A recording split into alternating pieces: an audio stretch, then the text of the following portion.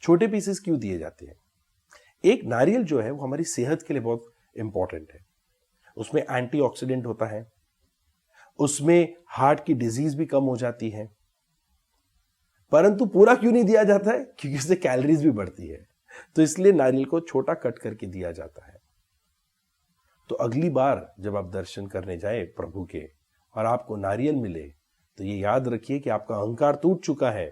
उसे ग्रहण करने के बाद आपके शरीर को जो न्यूट्रिशन मिलना चाहिए वो भी प्राप्त हुआ है। प्रभु ने आपकी सेहत का भी ध्यान रखा है। धन्यवाद।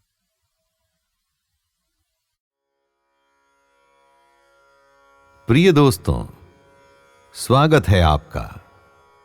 मैं शैलेंद्र भारती आज आपके सामने शिव पुराण की एक कहानी लेकर के आया हूं, जिसका विषय है अर्धनारीश्वर। दोस्तों, जीवन में आप सब कुछ अपने बल से, अपने धन से, अपने सोशल स्टेटस से प्राप्त कर सकते हैं, परंतु क्या कभी आपने सोचा है कि यह सब करने की शक्ति आप में आती कहां से है? यदि आप में चेतना अर्थात कॉन्शियसनेस ना हो तो क्या आप ये सब कर पाएंगे? नारी, बहन, सखी, पत्नी, गर्लफ्रेंड, मां या प्रकृति, इन सब बातों से आप क्या समझते हैं? धरती में आप एक बीज को बोते हैं, उसमें खाद और पानी सब कुछ डालते हैं, पर यदि उसमें प्रकृति की शक्ति न हो, क्या वो बीज कभी फल फूल सकता है? भारतीय सनातन सिस्टम में नारी शक्ति को चेतना का प्रतीक माना गया है। इसे प्रकृति कहा गया है। वहीं पुरुष को जड़ माना गया है। आज की भाषा में इसे समझना है तो आप कह सकते हैं कि प्रकृति या चेतना सटल एलिमेंट है, जो जड़ यानी कि ग्रॉस, इसी सटल और ग्रॉस से हमारी ये दुनिया चलती है। इसे ही शास्त्रों में शिव और शक्ति का मिलन बताया गया है। शिव पुराण की यह अद्भुत कहानी हमारे जगत के प्रारंभ की तो बात बताती ही है, और साथ में ही हमें यह भी बताती है कि बिना नारी शक्ति के पुरुष का सारा बल व्यर्थ है, यानी कि यूजलेस है। आइए सबसे पहले शिव पुराण की इस कथा को सुनते हैं और फिर इसे समझने का प्रयास भी करते हैं। ये तो आप जानते ही हैं कि हमारे इस जगत को बनाया था भगवान ब्रह्मा ने। हमारे इस यूनिवर्स को जब ब्रह्मा जी बना रहे थे तो उन्होंने पाया कि उनके द्वारा रची हुई सृष्टि का विस्तार नहीं हो रहा था। सृष्टि यानी कि यूनिवर्स बन तो रहा था पर एक्सपांड नहीं कर रहा था। ब्रह्मा जी बहुत दुखी हो गए। उन्हें जो काम दिया गया था वो पूरा नहीं हो रहा था। उसी समय तब एक आकाशवाणी हुई, ब्रह्मन, अब मैथुनी सृष्टि करो। दोस्तों, मैथुनी सृष्टि यानी कि नारी और पुरुष के साथ आने से जो प्रोक्रिएशन होती है वो। आकाशवाणी को सुनकर ब्रह्मा जी ने मैथुनी सृष्टि का विचार तो कर लिया, पर एक प्रॉब्लम थी। नारी तो अभी इस सृष्टि में आई ही नहीं थी। विचार तो कर लिया पर उसको एग्जीक्यूट करना पॉसिबल नहीं था। फिर ब्रह्मा जी को समझ में आया कि भगवान शिव की कृपा से बिना मैथुनी सृष्टि नहीं हो सकती, और उनकी कृपा प्राप्त करने का एक ही उपाय था, उनकी तपस्या। बिना समय गंवाए ब्रह्मा जी भगवान शिव की तपस्या में लग गए। तप घोर था। ब्रह्मा के उस तीव्र तप से शिवजी प्रसन्न हो गए। इसी प्रसन्नता के चलते उस समय शिवजी अर्धनारीश्वर रूप में ब्रह्मा के सामने प्रकट हो गए। देवाधिदेव भगवान शिव और उन्हीं का आधा भाग पराशक्ति, दोनों को एक ही शरीर में देखकर ब्रह्मा जी भूमि पर दंडवत होकर लेट गए। उसके बाद फिर से एक भविष्यवाणी हुई, वत्स, मुझे तुम्हारा संपूर्ण मनोरथ पूर्णतया ज्ञात है। इस समय तुमने जो प्रजाओं की वृद्धि के लिए कठोर तप किया है, उससे मैं परम प्रसन्न हूं। मैं तुम्हें तुम्हारा अभिष्ट वर अवश्य प्रदान करूंगा। नारी कुल की सृष्टि करना ब्रह्मा जी की शक्ति के बाहर की बात थी। पराशक्ति तो सामने शिव के अर्धनारीश्वर रूप में प्रकट थी, पर अब जगत को आगे बढ़ाना था। ब्रह्मा जी चाहते थे ये पराशक्ति पूरे जगत के कल्याण और वृद्धि के लिए उनके पुत्र दक्ष की पुत्री होकर सृष्टि में आए। शिव जी ने इस प्रार्थना पर तथास्तु कह दिया और दक्ष की पुत्री होने का वचन दिया। तो दोस्तों, इस तरह से हमारे इस यूनिवर्स में स्त्री भाग की कल्पना हुई और मैथुनी सृष्टि अर्थात फिजिकल प्रोक्रिएशन प्रारंभ हुई। भगवान अर्धनारीश्वर से जब ब्रह्मा जी को मैथुनी सृष्टि की शक्ति मिली तो ब्रह्मा जी का शरीर 2 भागों में बंट गया। उनके आधे शरीर से एक परम रूपवती स्त्री सामने आई और आधे से एक पुरुष। जो पुरुष था वह स्वयं भुव मनु थे, जो संसार के प्रथम पुरुष के नाम से प्रसिद्ध हुए, और जो स्त्री रूप सामने आया वो शतरूपा के नाम से जानी गई। स्वयं भुव मनु उच्च कोटि के साधक हुए तथा शतरूपा योगिनी और तपस्विनी हुई। इसी धार्मिक मान्यता के चलते भगवान शिव के जिस रूप को शक्ति, साहस और ऊर्जा का प्रतीक माना जाता है वो उनका अर्धनारीश्वर रूप है, जिसमें उनके साथ पराशक्ति शामिल है। आधा शरीर स्त्री और आधा पुरुष। भगवान शिव ने यह अवतार स्वयं अपनी इच्छा से लिया था, इसीलिए इसे स्वयं भुव कहा गया, यानी कि अपने आप होने वाला। क्योंकि इस रूप के माध्यम से वे लोगों को इस बात का संदेश देना चाहते थे कि स्त्री और पुरुष दोनों ही समान हैं। इसीलिए शिव जी का यह स्वरूप स्त्री और पुरुष की समानता को, दोनों के बीच की इक्वालिटी को दर्शाता है। शिव पुराण की इस स्पिरिचुअल कथा से वैसे तो नारी और पुरुष के इस सृष्टि में आने की बात कही गई है, पर इन सबसे भी बड़ी एक बात जो हमारे इस जीवन का सत्य है वो ये कि नारी ही वो शक्ति है जिसके बिना इस सृष्टि अर्थात इस यूनिवर्स का संचालन नहीं हो सकता। दोनों का यानी कि पुरुष और नारी का जीवन एक दूसरे के बिना अधूरा है दोस्तों। दोनों एक दूसरे के पूरक होते हैं। दोनों एक दूसरे को कॉम्प्लीमेंट ही नहीं करते बल्कि सप्लीमेंट भी करते हैं, पूरा भी करते हैं। They complete each other. Shri Ram ने रावण जैसे दुष्ट का दमन करना था तो उससे पहले उन्होंने भगवती भवानी की आराधना से ही विजय शक्ति प्राप्त की थी। छत्रपति शिवाजी ने भी भगवती भवानी की आराधना से ही शक्ति अर्जित कर बाहर के अत्याचारियों से लोहा लिया था। महाराणा प्रताप द्वारा भगवती चामुंडा की आराधना हो, गुरु गोविंद सिंह जी की रचना चंडी दीवार हो, ऐसे अनगिनत एग्जाम्पल्स आपको इतिहास से मिल जाएंगे कि जब जब मानव जाति ने कुछ अनूठा और बड़ा करना था तो उन्हें शक्ति की आराधना करनी ही पड़ी। दोस्तों, अब हम यदि अपनी आज की दुनिया को देखें तो क्या पाते हैं? क्या नारी शक्ति की उस रूप में उपासना होती है? क्या हम उस शक्ति के प्रत्येक रूप को सम्मान देते हैं जो हमें देना चाहिए? हो सकता है कि दुर्गा, मां जगदंबा की आप आराधना करते हो, पर जो नारी शक्ति हमारे चारों ओर है, यानी कि हमारी मां, पत्नी, बहन या दोस्त के रूप में, परंतु क्या हम उस शक्ति को देखते हैं जो शिव जी के अर्धनारीश्वर रूप में प्रकट हुई थी? शास्त्रों के अनुसार शिव और शक्ति सनातन हैं, यानी कि हमेशा से हैं और तब तक रहेंगी जब तक हमारा ये जगत रहेगा। शिव और शक्ति साथ में ही रहेंगी।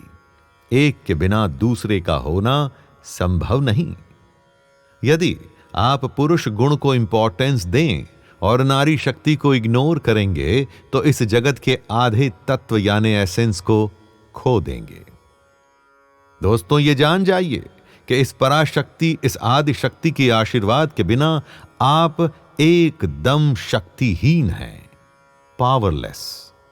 पावर तो आपको तभी प्राप्त होगी ना जब आप इस शक्ति के आदि और सनातन रूप यानी कि फर्स्ट एंड इटर्नल रूप को समझ पाएंगे, उसके प्रति सम्मान दिखा पाएंगे, उसकी आराधना करेंगे, उसकी भक्ति में लीन होकर ही आप उससे आशीर्वाद ले पाएंगे। आशा करता हूं कि भगवान शिव का अर्धनारीश्वर रूप और उसकी ये कथा आपको अवश्य पसंद आई होगी। मैं शैलेंद्र भारती फिर से आपके सामने शिव पुराण की एक और कहानी के साथ उपस्थित होऊंगा। तब तक के लिए आज्ञा दीजिए। नमस्कार।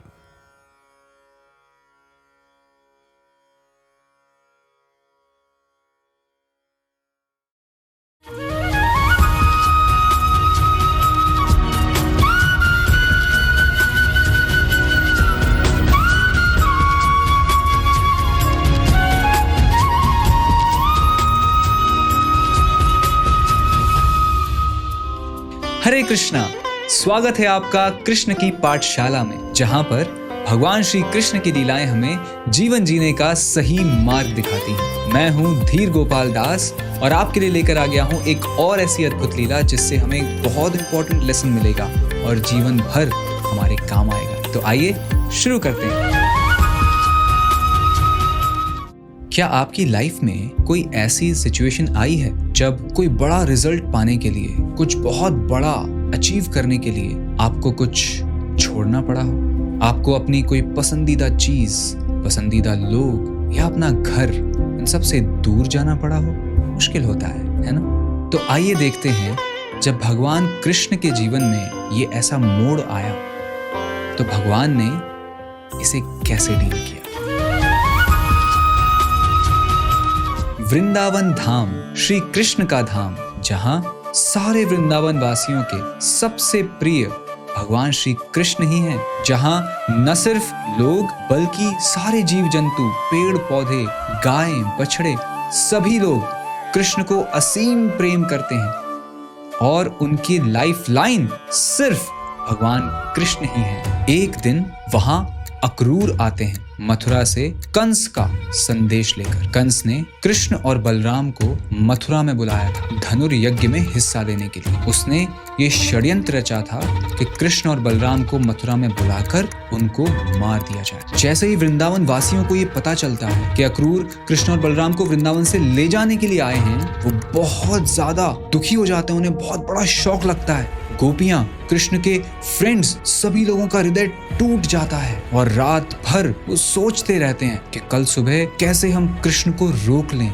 उन्हें न जाने दें। और दूसरी तरफ कृष्ण और बलराम अक्रूर के साथ जाने के लिए तैयार हो जाते हैं, क्योंकि उन्हें पता था कि ये एक सुनहरा अवसर है कंस से पूरी प्रजा को बचाने का, कंस के अत्याचारों से पूरी प्रजा को मुक्त करने का। कृष्ण भगवान के माता पिता देवकी और वसुदेव, जिन्हें कंस ने बंदी बनाया हुआ था, उन्हें छुड़ाने का और कंस का वध करने का। और फिर सुबह होती है, रथ तैयार था, अक्रूर रथ के ऊपर चढ़ते हैं और कृष्ण बलराम उस रथ पर सवार हो जाते हैं। रथ आगे बढ़ने लगता है, सारी गोपियां और वृंदावन वासी रथ के आगे खड़े हो जाते हैं, रथ को रोकने लगते हैं, कृष्ण से विनती करते हैं, हे कृष्ण हमें छोड़ के मत जाओ। लेकिन भगवान श्री कृष्ण उन्हें सांत्वना भरी आंखों से देखकर आगे बढ़ते रहते हैं। वृंदावन वासियों की आंखों में आंसू थे, लेकिन भगवान के चेहरे पे एक शांति थी। वो आगे बढ़ते जाते हैं और वृंदावन वासियों को छोड़कर मथुरा चले जाते हैं, क्योंकि वो जानते थे कि ये सेपरेशन भी उनके लव का ही एक फॉर्म है, डिटैचमेंट का ये सबसे शुद्ध रूप था कि अपने कर्तव्य के लिए अपनों से दूर जाओ। कृष्ण भगवान सब कुछ छोड़कर, अपने प्रियजन वृंदावन वासियों को छोड़कर मथुरा गए, क्योंकि उन्हें अधर्म का नाश करना था और धर्म की स्थापना करनी थी। और अपनी इस लीला से भगवान हमें एक बहुत इंपॉर्टेंट लेसन देते हैं। रियल डिटैचमेंट है मोह में ना फंसना और अपने कर्तव्यों से न चूकना। तो हमारे जीवन में भी कई बार ऐसे पल आते हैं जब हमें कंफर्ट जोन से बाहर निकलना पड़ता है, कभी कभी अपने नियर एंड डियर वन से दूर जाना पड़ता है। और कुछ ऐसे लोग जो हमें नोइंगली या अननोइंगली नीचे खींचते हैं, हमें आगे बढ़ने से रोकते हैं, ऐसे लोगों से डिटैच होना पड़ता है। और तब भगवान श्री कृष्ण की ये लीला हमें इंस्पायर करती है और सिखाती है कि प्रेम के साथ भी त्याग संभव है, और यही त्याग हमें आगे बढ़ने का बल देता है। तो अब समय है आपके होमवर्क का। सोचिए, आपके जीवन में ऐसी कौन सी चीजें हैं जो आपको आपकी ड्यूटीज करने से रोकती हैं, आपको आगे प्रोग्रेस करने से रोकती हैं। It could be your comfort Jones, आपकी कुछ ऐसी हैबिट्स या ऐसे कुछ लोग, या फिर आपके कुछ एडिक्शंस जो आपको नीचे खींचते हैं, आगे बढ़ने नहीं देते। लिखिए उन्हें एक पेपर के ऊपर और फिर भगवान से प्रार्थना करते हुए, भगवान से इंस्पिरेशन लेते हुए एक स्टेप लीजिए डिटैचमेंट की ओर, आगे बढ़ने की ओर। और याद रखिए, कुछ पाने के लिए you know it. Thank you very much.